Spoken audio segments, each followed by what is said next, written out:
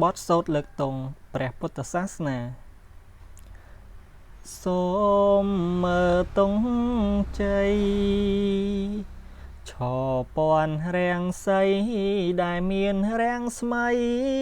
ភ្លឺស្រង់ល្អខៀវលឿងក្រហមព្រមទាំងពណ៌សហង្សស្បាតនឹងពណ៌ដ៏ភ្លឺភ្លេចប្រតេងតូចធំបានស្មឹងស្វាគមន៍ជំនុំគ្នាច្រើនអង្នែកព្រមយករាំងស្មៃព្រះពុទ្ធគួត្រេកប្រសើរពុនពេកក្រៃកនឡង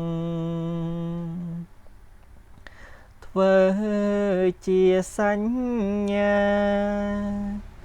ទង់ជ័យសាងស្នានៃព្រះសម្ពុទ្ធធំចំបងចូលយើងរាល់គ្នាយកចិត្តចាំចងនឹកដល់ព្រះអង្គជាអង្គម្ចាស់តួជាតិផ្សេងគ្នាក៏ត្រូវដឹងថាសុទ្ធសឹងតែជាពុទ្ធសង្ឃត្រូវមានសាមគ្គីទាំងក្មេងទាំងចាស់ប្រឹងប្រែងឲ្យណាំងគ្រប់គ្នាសូមសាសនាពុទ្ធថ្កុំថ្កើងខ្ពស់ផុតរុងរឿងវិសុទ្ធថ្លៃថ្លាហើយមានជោគជ័យផ្សាយពេញលោកា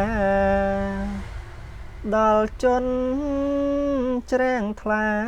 ច្រើនសែនលានមានចិត្តស្នេហាគោរពបូជាចំពោះព្រះធម៌ដ៏កល្យានទាំងមនុស្សទេវតាស្នេហាគ្រប់ប្រា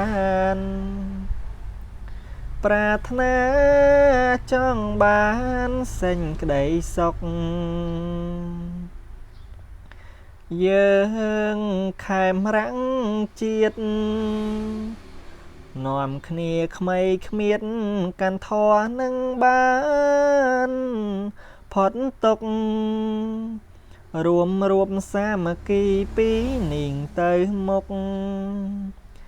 យើងនឹងបានសុខក្សេមក្សានត្រានព្រមព្រៀងប្រព្រឹត្តកាន់ធម៌សុចរិតឆ្ពោះទៅកាន់ឋាននឹមពៀនជាទីផុតទុក្ខបានសុខក្សេមក្សានជាតិយ៉ាងនឹងបានសោយសុខខា